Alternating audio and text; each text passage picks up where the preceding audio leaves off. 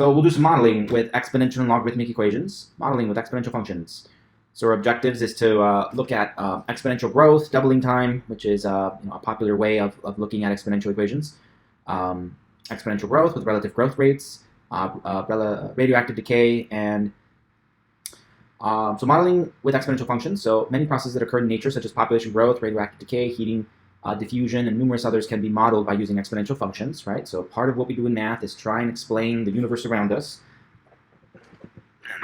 And exponential growth is often something that can help us do that.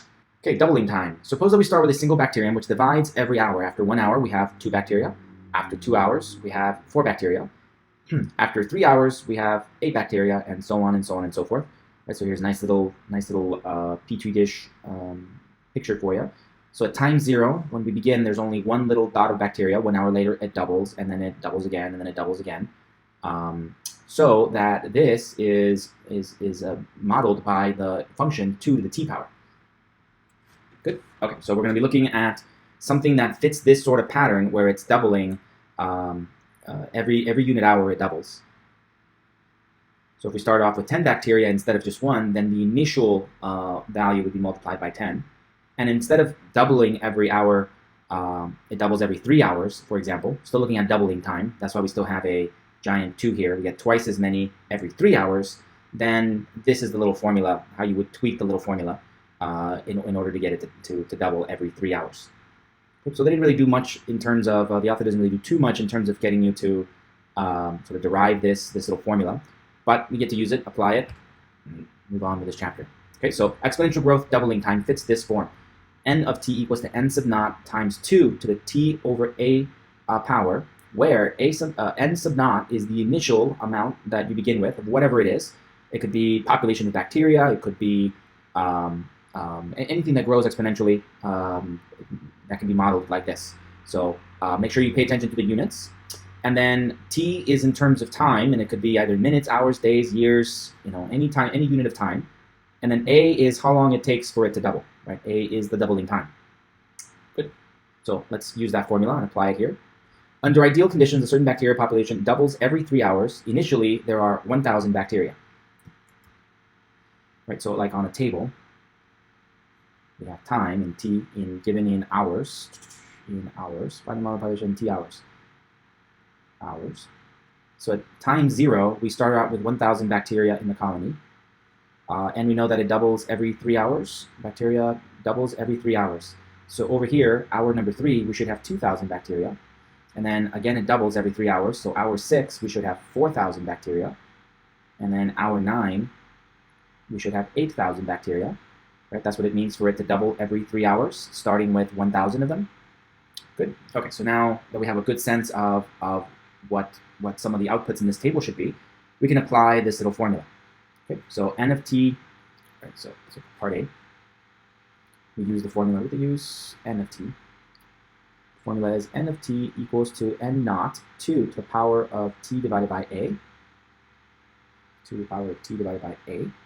And it's kind of a straightforward plug and chug situation here, where n naught is equal to the 1,000, that's the initial starting value, and a is equal to the doubling time, how long it takes for it to double. So we said it doubled every 3 hours.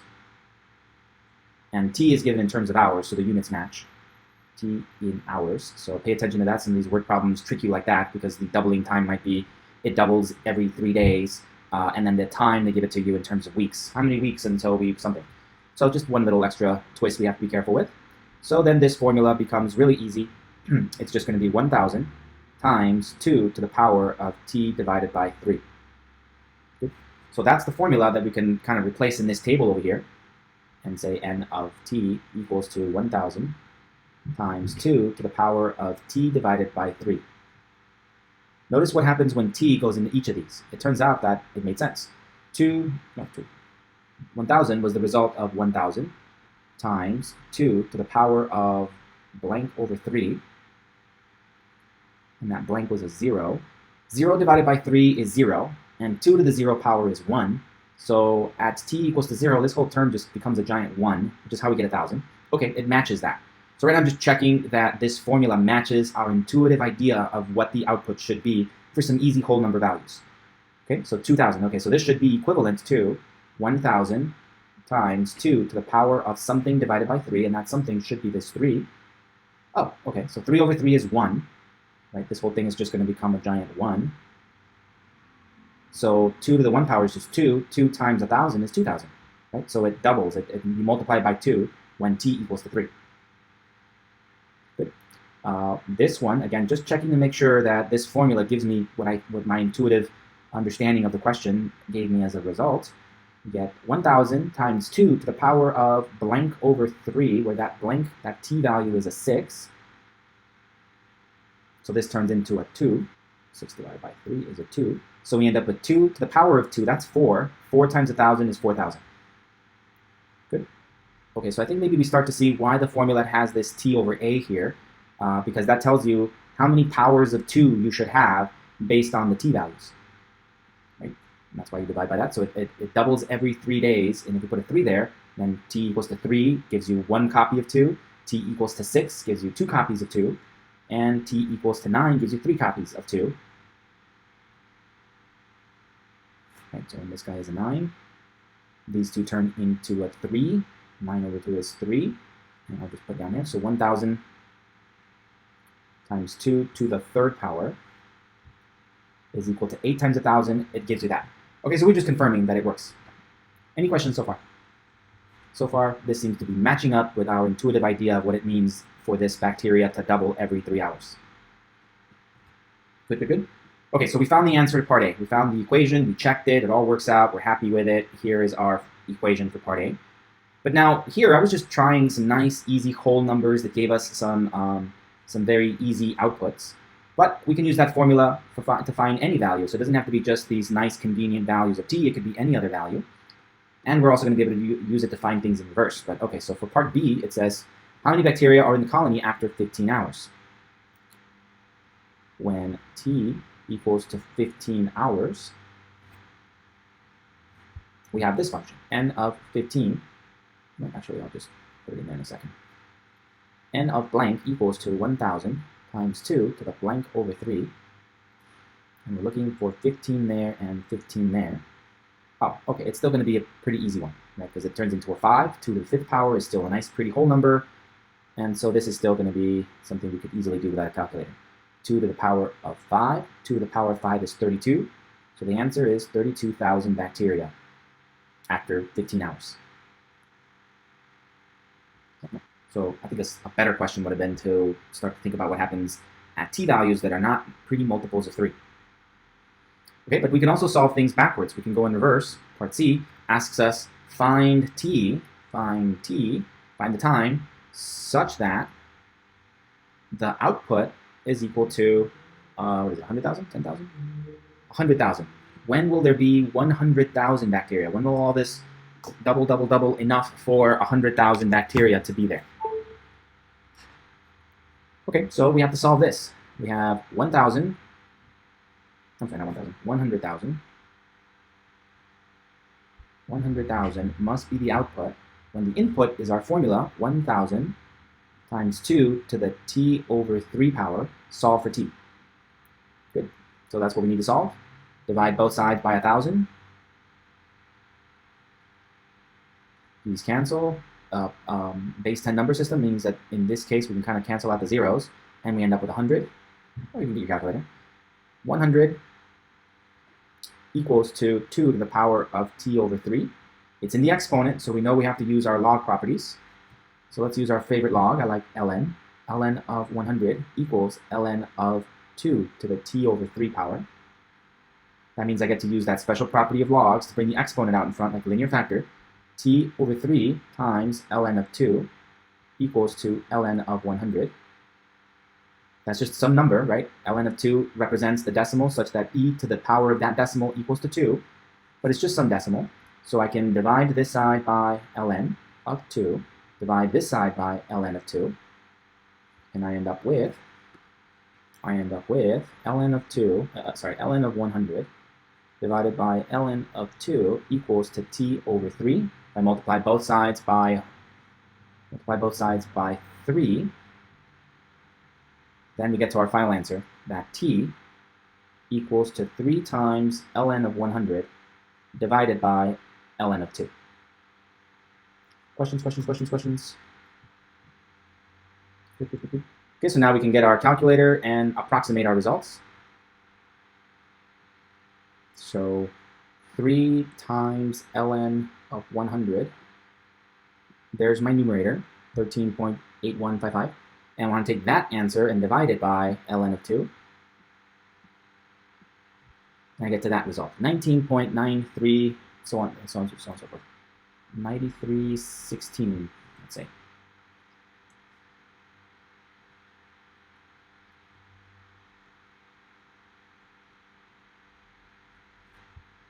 Again, people don't really like having hours or a unit's time expressed as a decimal. So you could say 19.9316 hours, but given the educational system of our country, I think a lot of people would assume that this is 19 hours and 93 minutes, right? Because that's just, what does that mean, right? That doesn't work out. So this 0.93 is a percentage of the next hour, right? We're almost really close to 20 hours. You could round it to 20 hours. But we could put it in terms of minutes by multiplying 0.9316 times 60 minutes, right? Because it's a percentage of the next hour, and this is 60 minutes in 1 hour. Good. Okay, so if we multiply those two things together, 0.9316 times 60, you get 55.896. Okay, and at this point, you can just kind of round it to 56 minutes.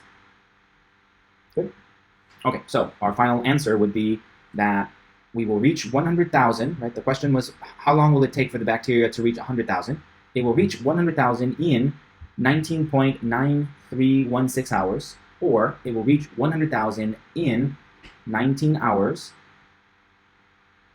and 56 minutes, approximately. Okay, so the author did the same thing I did there. For part A, for part B. Part C, same thing, 19.93, pretty close to 20 hours. Good. So we have used exponential functions with base 2 to model exponential growth. There's nothing special about base 2. We could also use base 3, for example. How long it takes for something to triple. We can express everything that way. Or we can express it in terms of a relative growth rate, where R is the rate at which it grows, sort of as a percentage rate. Okay, so when we want to do that, this is our equation for it. So a population that experiences exponential growth increases according to the following model.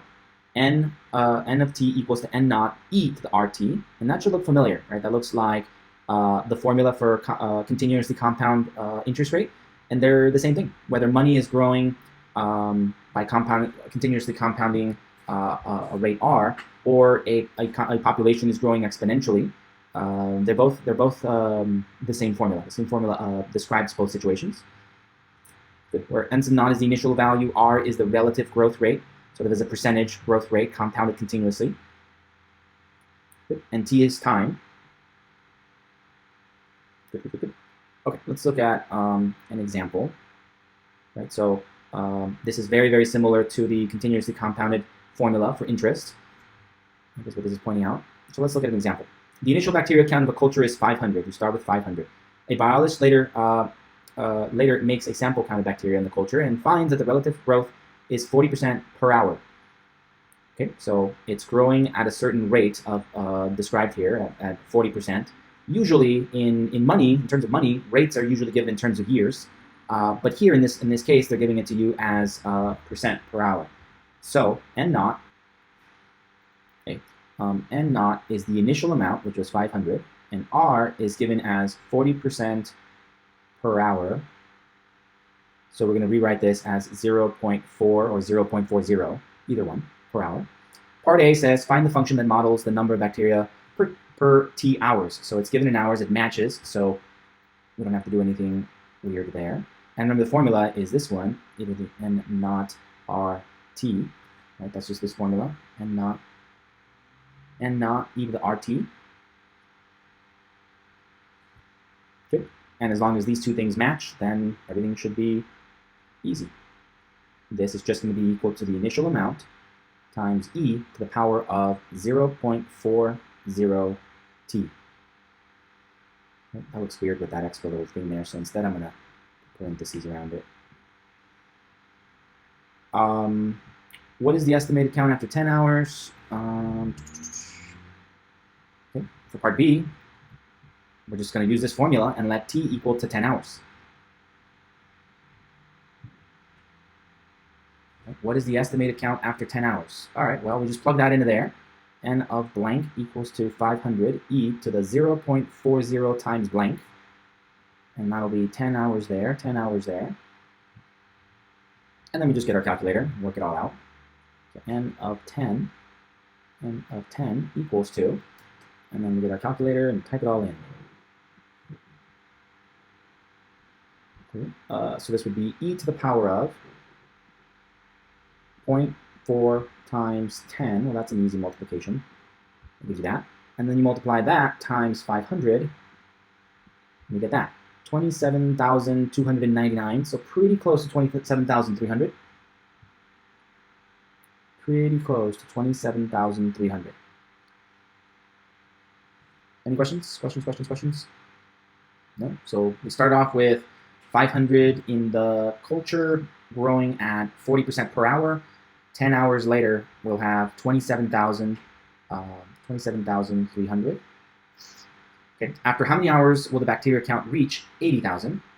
Part C, when will it reach 80,000? So this is what we want to solve, right? 80,000 is the output of that equation, where this equals to 500 times e to the 0.40 t. Good. Okay, so then we divide both sides by 500. 80,000 divided by 500 equals to e to the 0.40 t. Instead of dividing the whole thing and working my calculator, I'm just going to solve it the way it is for now and get all the way to t, and then I'll plug it all in that calculator. Right? Okay, so then I want to solve for t. I'm going to apply an ln function to both sides. ln of whatever this is, this division, divided by 500, equals to ln of this side, e to the 0.40 t. Right? These two operations are inverses of each other, so this just becomes 0.40 t equals this side, ln of this division of 80,000 divided by 500. And now we divide both sides by 0.4. So t equals to ln of 80,000 divided by 500 divided by 0.40. Good. So now we can punch that into our calculator and get our answer. Clear. We got ln of 80,000, 1, 2, 3, divided by 500. And all of that gets divided by 0.4. So I'm getting 1268.79. 1268.79.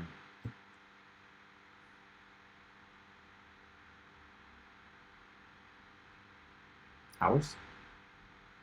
Right, so again, we can convert that into hours and minutes and get a slightly better answer than this.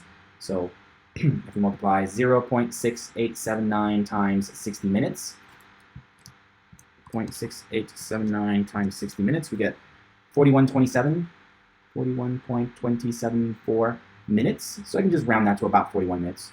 So I can say that it's going to reach 80,000 in 12.6879 hours, or 12 hours and approximately 41 minutes. Questions? So 10 hours to get to 27,000, and then just a couple more hours after that, 2 hours and 41 minutes past that, you jump from 27,000 all the way up to 80,000. Right? Exponential growth. It's growing pretty quickly. Okay, and then so the author did the same thing I did, and then we can use our calculator to graph this thing, right? Or Desmos. We've done a lot of that before, and we're running tight on time, so I'm going to skip that part there. And move on to radioactive decay. Before we move on to radioactive decay, actually I want to do something different here. Let's look at this just to highlight the differences between the two. So here we had bacteria initially had 500, and they're telling us that it's growing at a rate of, so it's a way of describing how fast it's growing, 40% per hour. We can also look for its doubling time. And we have these two formulas, and they're both very, very similar. We had n of t equals to n naught times 2 to the t over a, where a is the doubling time. And then we have this other formula, n of t, which is equal to n naught e to the power of rt. So let's play around with these a little bit. This is n naught times, I can rewrite this a little bit and rewrite it as 2 to the power of 1 over a raised to the power of t. Good. Good.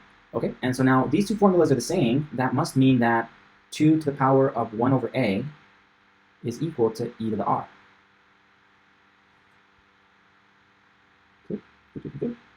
Okay, so if we wanted to solve for a or to solve for r, we can do a little bit of some manipulation here. So let's apply ln to both sides. So ln of 2 to the 1 over a is equal to e to the ln e to the r. Ln of e to the r, which means that r is equal to this little equation, ln of 2 of 1 over a. Right. So in other words, if you give me the value a, the doubling time, given the doubling time, I can figure out the growth rate.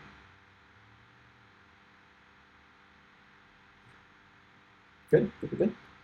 Or the other way around. I can take this little formula here and solve for a by working out both of these things. Again, I want to do ln to both sides, but now instead of solving for this guy, we want to solve for this. So if we keep going, I get to move this exponent out in front.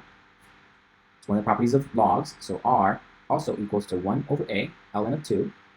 And so multiply this side by a r equals ln of 2. And so a, the doubling time, equals ln of 2 divided by r. Okay, so in our little example here, they gave us the r value to be 0.4.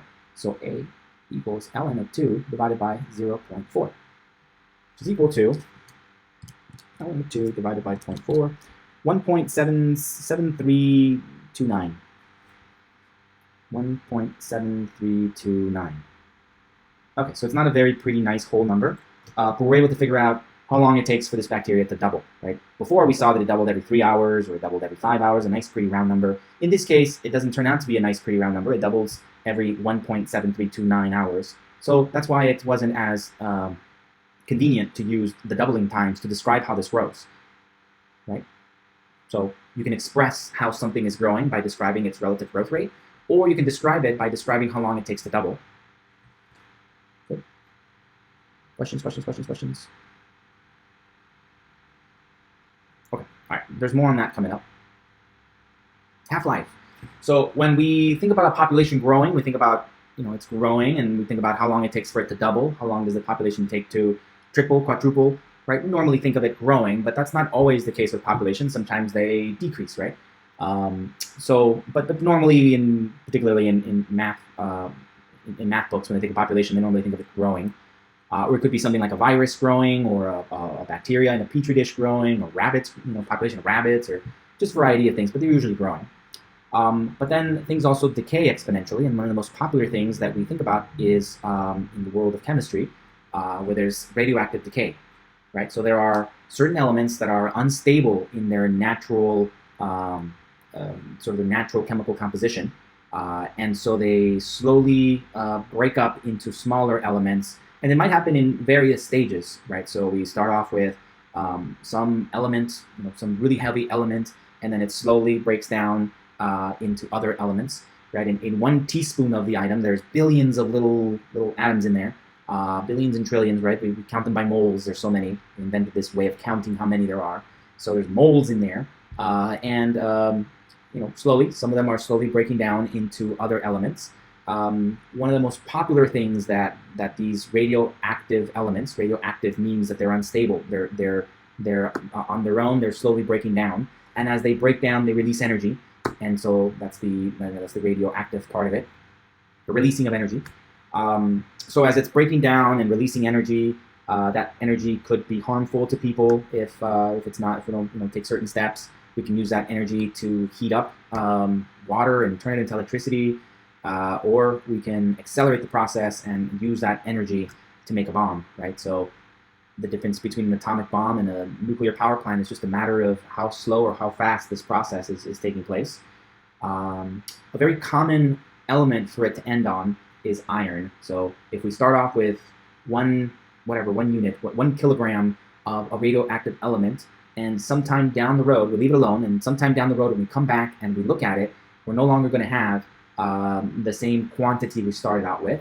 It naturally decays into other elements, like I said, often iron, but not always, and it breaks down slowly, and so you have less and less of the original radioactive element that you started out with. Sometimes the time it takes for it to decay is very, very quick, milliseconds. There are some elements that we've created in a laboratory setting that we have never really seen in the natural world, only in laboratory settings. And they can only exist in the laboratory setting for like a little fraction of time, seconds, and then they kind of break down into other things. But still, it counts. We created it, and so there's some elements high up on the periodic chart that only exist in labs before they break down into other items because they're unstable, right? Unstable elements. Any rate, so half-life. Half-life is a way of describing how long it takes for this this chemical compound to decrease. And rather than using a percent decrease, right? It goes down by 1% every year, or it goes down by 17% every year. That could be useful if the numbers themselves are reasonable values. Right? It goes down by 2% every year. We can handle that. But if it goes down by 0.00000000000000002%, man, I just lost track of all those zeros. It's really hard to keep track of that number if it's going down by a tiny, tiny, tiny little bit. So rather than using such small, tiny, tiny little decimals, it just makes more sense to think about a unit of time as a way of describing when we'll get to a certain milestone. And the halfway mark is a common milestone that we use. Okay, so in this example, radium-226, right? The 226 is it's part of the title, so don't let that confuse you. So radium-226 is presumably radioactive, so it will begin to decay, but it decays very slowly. It takes 1,600 years for it to decrease by a half. So if you start off with 100 grams of this sample, and you leave it alone, you bury it in a cave somewhere, and you come back 1,600 years later, instead of 100 grams, you're going to have 50 grams.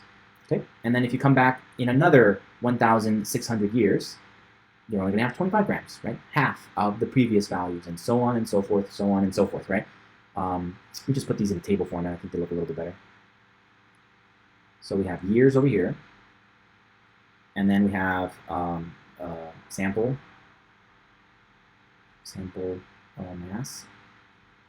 So we start off at time 0 with 100 kilograms, and then 1,600 years later, it's a long time, that 100 grams, we come back in the cave and see what's going on. Now we only have 50 grams.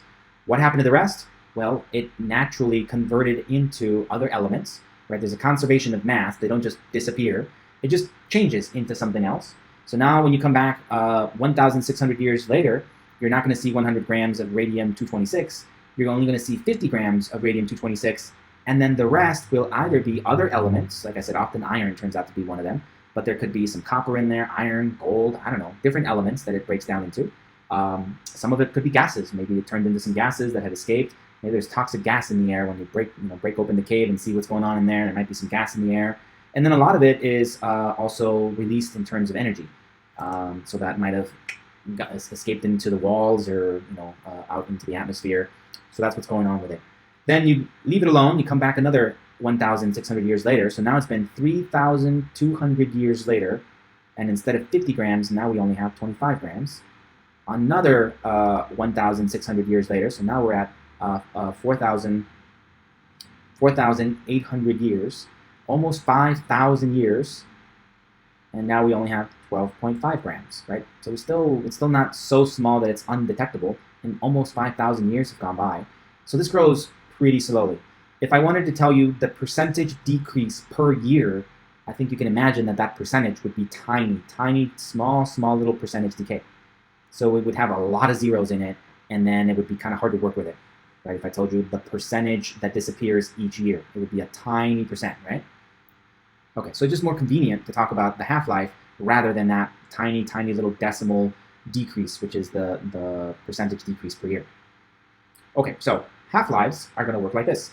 It's the same formula as the doubling time, except that, for doubling, double time, we had n of t equals to n naught, and then it was 2 to the power of t over a, I think it was, right? So now this is half. The half-life formula is this one, but just put a half in there. It's m of t equals to n naught times 1/2 to the power of t over h. Okay, so before we used to say that a was the doubling time. Now h will be the halving time, how long it takes for it to half. Before we were doubling, so we put a giant 2 there because we were doubling it. And now we're halving, so we put a half there. Now if we do a little bit of algebra and rewrite 1/2, remember that this means that there's a little exponent of 1 here. And the way to simplify that, if we wanted to, is to rewrite this as n naught times 2 to the negative 1 power of this. And then that's how they get that formula. They use m naught, 2 to the power of negative t over h.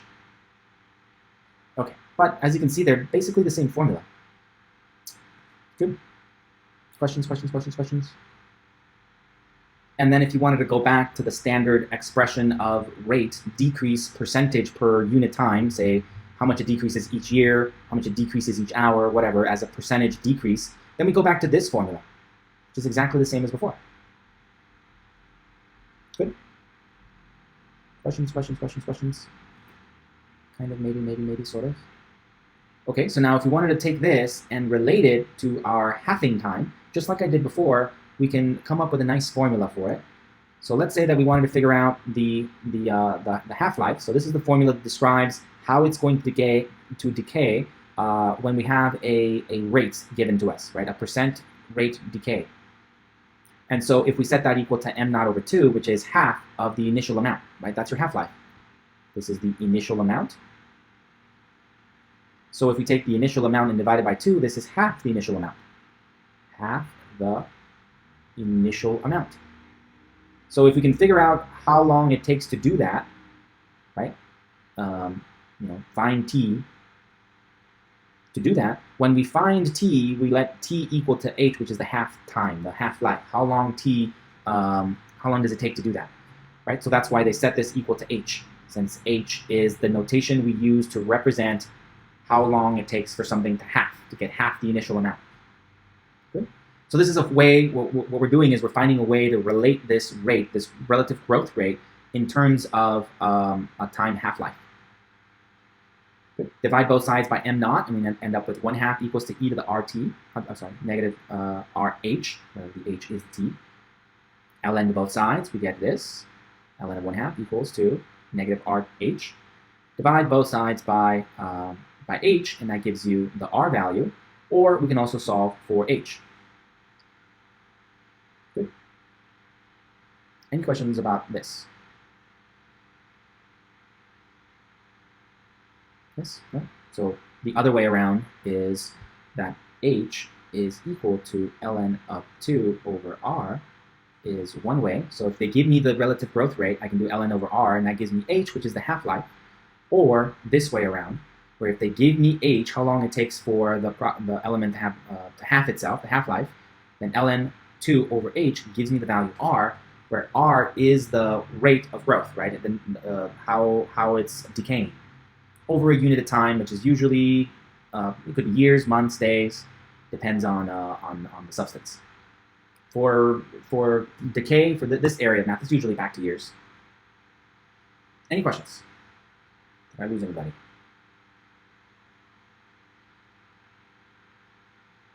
Okay, so all of that is wrapped up in this nice, convenient little package here. So radioactive decay models. If m naught is the initial mass of radioactive substance with half-life h, then the mass remaining at time t is modeled by this formula, where r equals to ln 2 over h, and that's the relative decay rate.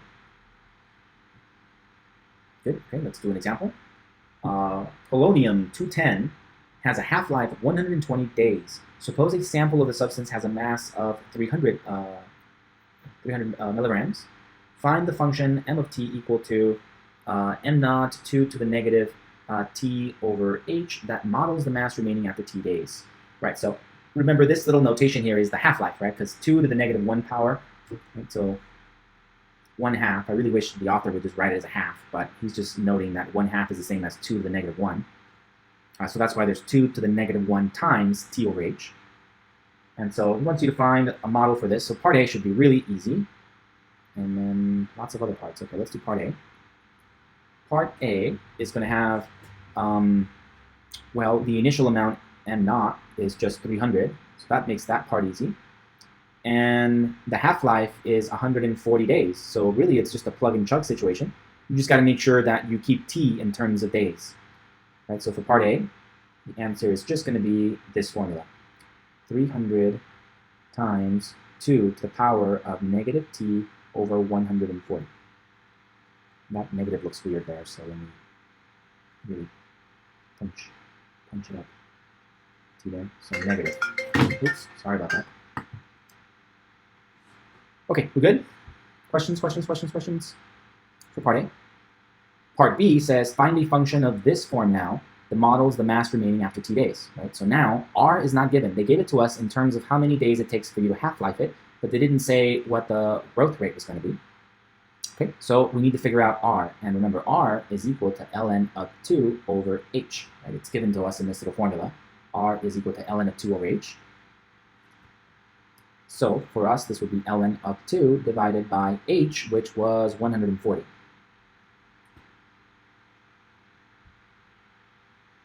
Right, I'm solving part B here. Good. Questions? So R is equal to ln of 2 divided by 140. So I'm getting this 0.004951. I'll round it to there. Good. So now I have everything I need to use this formula to describe the way this is decaying.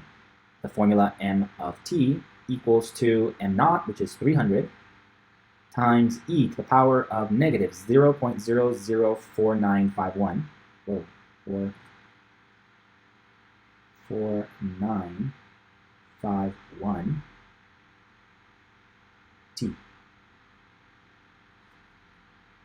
Any questions? So both of these two equations should give me the same output for the same input. So if I let t equal to 3 and I plug it in here, that'll tell me how much of the original 300 milligrams of this substance should remain after 3 days. Plug a 3 in here, we'll get an answer. Plug a 3 in here, we'll get the exact same answer, right? This equation equals that equation. Two ways of describing the same thing.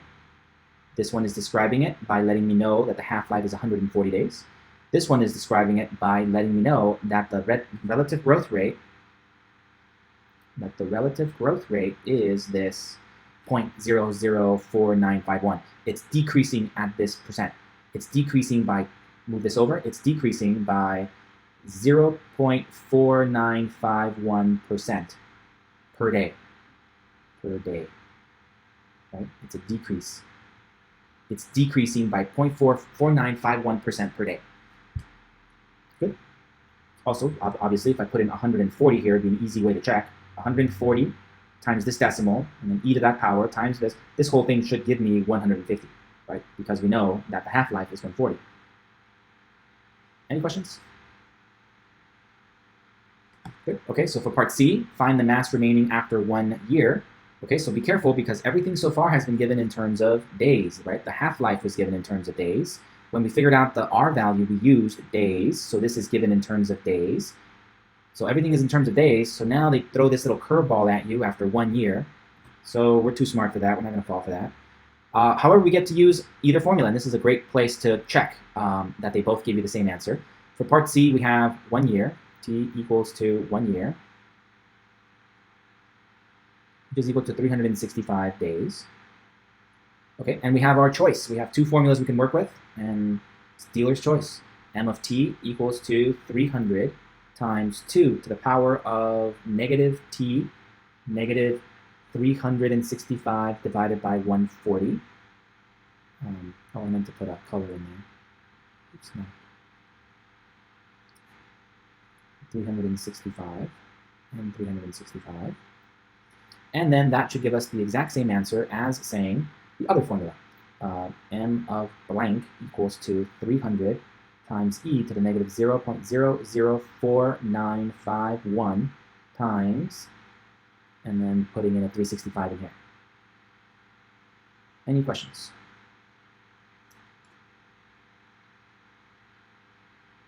No? Good. Questions? No. Okay, so let's grab our calculator and confirm that these guys are giving us what we think they should be giving us. So for the first one, we have 365 divided by 140 times negative 1. Oops, clear, didn't like that. Okay, I should have put a negative 1. Okay, let's just start over. 365 divided by 140. And then I want to take 2 and raise it to the power of that answer. So I can type in the negative 2.6071, or I can hit second and then ans right above the negative number here. And then that'll give me that previous answer. Enter. And then we multiply that by 300.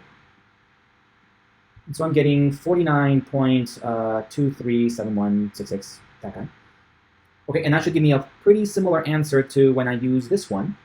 So let's make sure that they kind of give you about the same answer. So it should be e to the power of negative 0.124951 times 365,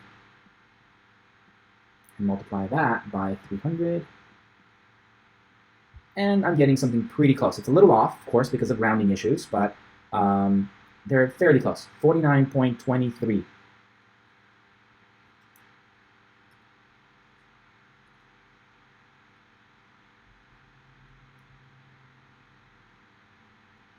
Any questions? No? Okay, so that was part C. Part D says, how long will it take for the sample to decay to a mass of 200 milligrams? And again, dealer's choice. We got two equations, both of them solve the same thing. So we want to find T, right? T is the question mark, such that, find T such that our output is 200. Right, so we can figure out this. We got 200 equals to 300. Oh, man, it's time to pick up here. 300 times 2 to the power of negative t over 140. Solve for t, we got that one. Or, equivalently, we could solve this one. 200 equals to 300 e to the negative 0.004951 t.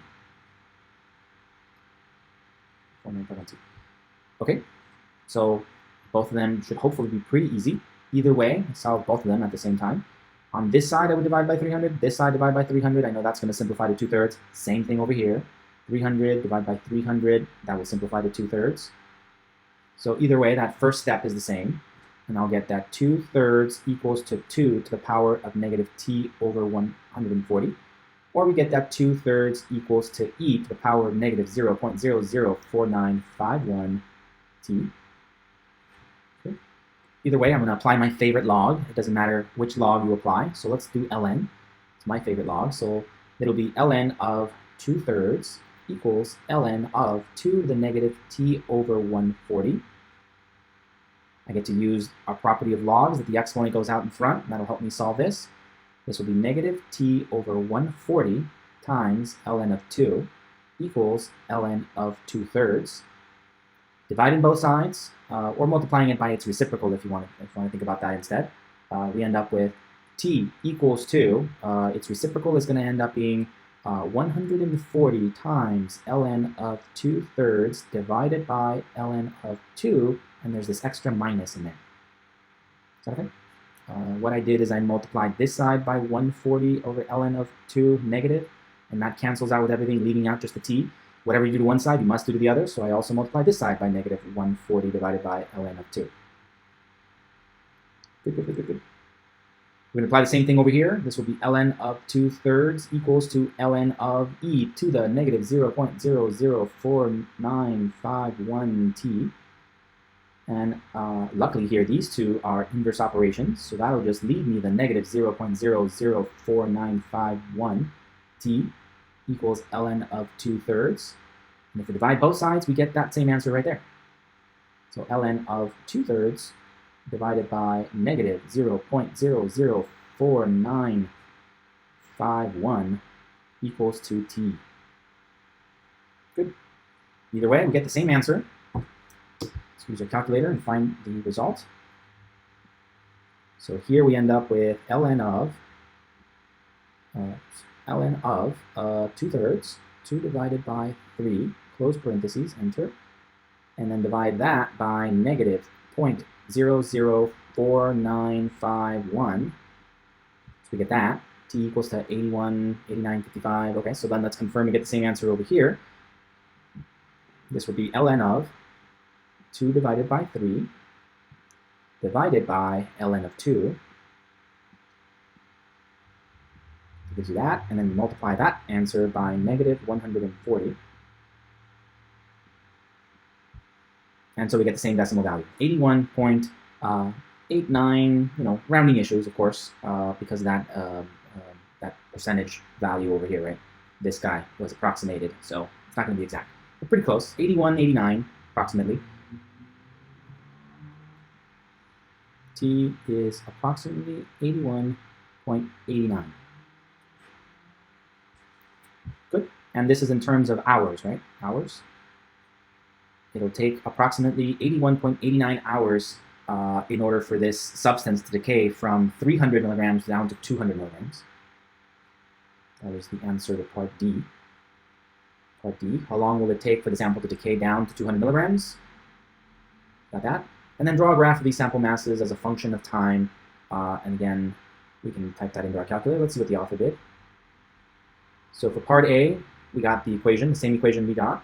M of t equals to 300 times 2 to the power of negative t over 140. Remember, this is just a simple plug and chug into our formula for half-lives. Right? Then we can use this little formula to find the relative growth rate. Well, in this case, relative growth decay. So this is like, it's decaying at a percentage of minus 0.495%. Get to the same formula we got. Converting it into a year into days, we get the same answer there. And yep, 81.9. So get that, and then we can just type that into a calculator and get our answer, our graph. And then we can use that trick we used before to find more complicated results. Or it gives you, not necessarily more complicated results, but it gives you another way of solving things, right? So let's find this graph in our calculator real quick. We've got a couple minutes. So let's go to y equals, and let's type in our equation. And you could do either one. Again, you should get the exact same graph, right? Because they're the exact same equation. Same inputs give you the same outputs, so it should describe the same graph. Okay, so this should be 300 times, and then e to the power of negative. Make sure you use this as the negative and not this one, because that's subtraction, and it'll give you an error sign. 0.124951, and then the input variable, which we have to go back to x. So there it is. And let's go to our window to get something very similar to this. Let's go from the x minimum, let's go from 50 to 200. Let's make it 300. And then the little tick mark things here, let's make it in multiples of 50, so it kind of matches the graph there. And then the y's goes up to, let's make it negative 100 up to positive 500. And the little tick mark things, we want to put them at every 50. That's fine too. Let's see what our graph looks like. Okay, similar to that. Not as pretty, but similar. And now that we have this graph, remember that we can use this as a way of solving things. Because if we have m of t equals to 300 e to the negative 0.004951 t, and I want to say, when does m of t equal 200? Right? When do we get down to 200? We're trying to solve this. 200 equals to 300 e to the negative 0.004951 t. Okay, so on our graph, we're trying to find when this function reaches, right? It's getting smaller and smaller and smaller. We're trying to figure out when it reaches right there, right? When it reaches 200. So in our graphing calculator, we can just graph this line. Y equals 200. Right? We let this be y sub 2 equals 200. We already have this as y sub 1 And when we graph them, we look for the intersect, and the x coordinate, in this case t, the t coordinate of our ordered pair where they intersect will be our answer. Good, let's do that real quick. Back over here, let's go back to y equals. I want to set when this equals to 200. Graph, there it is. I want to find that intersection right there. So second, calculate intersection is the 5th option down. Hit enter once to select the blue one, hit enter twice to select the red one. Oops, I accidentally hit clear. Graph. Okay, sorry, doing it one more time. Second, calculate intersection is the 5th option down. Hit enter once to select the blue one, hit enter twice to select the red one. And now you want to use the little arrows to get pretty close to where the intersection is. Right around there, right? It says guess. Then hit enter. And there's our intersection, and there's our answer. The coordinate is 81, 89.